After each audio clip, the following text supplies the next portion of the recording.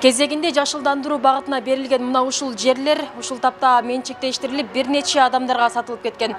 Өзүңүздөр көрүп тургандай ушул жер дагы соода тармагында пайдаланылып жатат.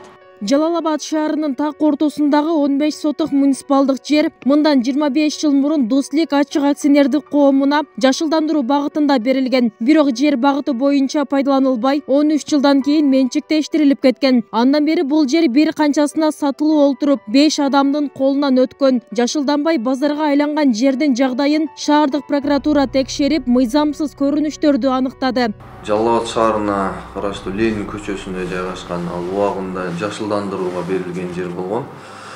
Бирок ошол мыйзамсыз берилип кеткендигине байланыштуу шаардык прокуратурасы тарабынан текшерүү иш-аракеттери жүрүп, жыйынтыгы менен 21 февралда Жалал-Абад шаардык сотуна доо арыз келтирилген.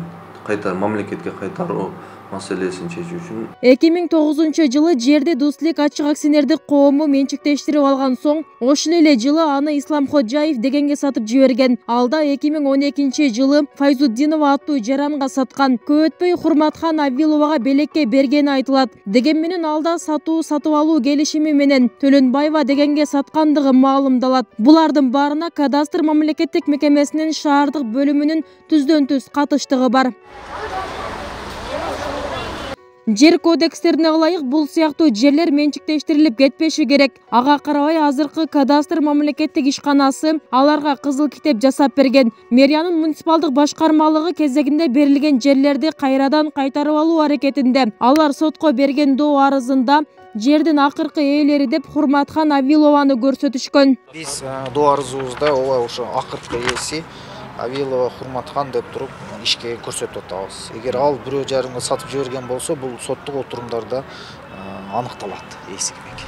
Жеке менчикке кетпеш керек болчу. Себеби ал жерде ошондой жашылдандырууга берилген жерлер жер кодексинин талаптарына ылайык жеке менчикке кетпейт деген жери бар. Ошого карабастан Жалал-Абад шаардык жерге жайгаштыруу жана кылмыш мүлк укуктары каттоо башкармалыгы тарабынан жеке менчик мамлекеттик актысы берилген. Иш ушул тапта облустук административдик сотунда каралууда. Анда доогерлер кадастр мамлекеттик мекемеси тарабынан берилген актыларды жараксыз деп табууну сурашууда. Жердин менчиктештирилип кеткенине көп болсо да, иш эми каралып жатканын мындайча түшүндүрүшөт. Буга чейин туура айтасыз, буга чейин биз Жалал шаардык мэриясынын атынан доо талап койгонбуз.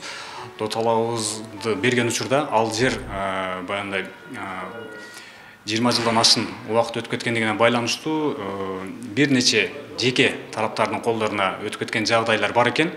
Биз аны сотко берген убакыттан бизге белгилүү болду. Ошондуктан биз ал жагдайды жеке тараптар бири-бири менен соттошуп аткан жагдайлар тактап аныкталып бүткөнгө чейин деп убактылуу токтотуп турганбыз.